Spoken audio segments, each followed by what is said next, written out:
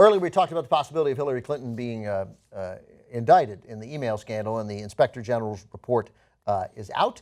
And if you wanted to call it a scathing indictment of Hillary Clinton's handling of it, you could. It is tough on her, and again, it's from the independent watchdog at the State Department. Here are some of the things that the Inspector General's report said. We'll start here with graphic 1. By exclusively using a personal email address routed through a private server, Clinton circumvented policies designed to follow federal records laws and might have jeopardized official secrets. Moving on to the next one, 11. Clinton never requested permission to use the personal server, which was located at her New York home, and it would not have been approved, in part because of the security risks in doing so. That, again, according to the watchdog agency. Yep. They continue, we'll keep going, I guess, graphic 12. Additionally, they say Clinton never demonstrated to State Department security officials that her personal server or BlackBerry device met minimum information security requirements. Continuing to 13A. Therefore, Secretary Clinton should have preserved any federal records she created and received on her personal account by printing and filing those records with the related files in the office of the Secretary. At a minimum, says the report, Secretary Clinton should have surrendered all emails dealing with department business before leaving government service. And because she did not do so, she did not comply with the department's policies that were implemented in accordance with the Federal Records Act. So, okay, that last part is the most important part. So they're saying one option was print all your emails and give it to us. I guess in a government bureaucracy that's possible. But the much more reasonable option is, okay, we understand you had a private server, but because of all the different laws that apply about government officials, especially at your level, somebody needs to see those emails. You don't get to unilaterally destroy them as she did. And she destroyed about 30,000 emails saying, I looked at them and I thought they were personal. My staff thought they were personal. So without checking it with anybody else, we just deleted them. Okay. And they're saying, no. Of course you can't do that. At a minimum, you had to turn them over so we could look at them and determine if they actually were personal or not. You don't get to make that call on your own, let alone the fact that you don't get to put a private server in your house and route things through that. Of course that's not right, right? So, I mean, you say it's a scathing indictment. It is metaphorically, although very importantly not literally.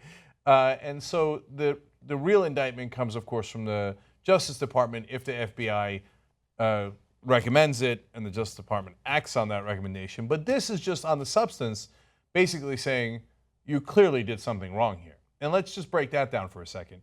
Look, in the beginning when the email scandal broke out, there was a lot of talk about, hey, she used her private BlackBerry and private email account, which I viewed to be no big deal. Colin Powell did that. Others have done that. And yeah, she doesn't want the personal emails to go through the .gov thing. I'd be tempted to do the same thing, right? Setting up a private server in your house, that's a little different. Okay, there, as the Secretary of State, you really do have some obligation to check with somebody else and go, is this safe or can the Chinese hack into this, right? I really would have liked that conversation. Sure, although I imagine it's easier to hack into a BlackBerry than it is to hack into your, I don't know. I'm not even going to finish my sentence because I don't know. Yeah. No, and Ben, but that's the thing, that's the kind of thing you should check out if you're Secretary of State and you're having these conversations that are enormously important to the Chinese, the Saudis, everybody else, right? By the way, what makes us think they can't hack into the State Department server? Yeah, I'm hoping that's a little bit more secure. Right, I mean, they've hacked But a private server in the middle of New York in the suburbs, I mean, probably like any schlep who knew about it could hack into it. Although I don't know, there's a good chance that the State Department server is in the middle of nowhere, right? I mean, we don't. No, I could be wrong. I just assume the government takes a lot more precautions than whoever the IT guy was that set it up on an afternoon in New York in Hillary's house. Look, the second thing that's obvious is she was trying to hide something, right? Maybe it's as innocuous as, I was trying to hide my personal emails. Yeah, and it may also be, I mean, what I think it is, in part, because, again, there are ways around it. It's not like she couldn't have communicated, and if she had something private ahead of time that she needed to protect, there would have been ways around it. I mean, it's not like, oh, I'm planning crimes, therefore I need to be protected from them. Yeah.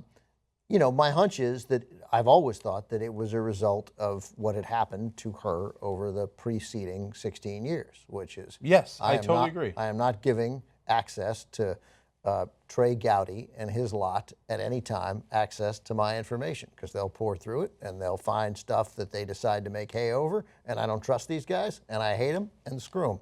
So let me give two specific examples of that that the Clintons lived through that makes them justifiably paranoid like this. Okay, so one is the Whitewater investigation, where they investigated something, a land deal, and through that somehow they wound up at sex with Monica Lewinsky. But then later, by the way, turned around and said, "Oh, there was nothing in Whitewater. We're just kidding around." Okay, like they did this giant investigation. They're like, "Oops, they didn't do anything wrong at all." So it was just trying to find an excuse to dig. And once you dig on anybody, you'll find something, right? And then the second part of that is, well, what did they find? Well, they found the dress, the famous blue dress of Monica Lewinsky with some data on it, right? And so that's why the Clintons are like, well, I don't want you digging.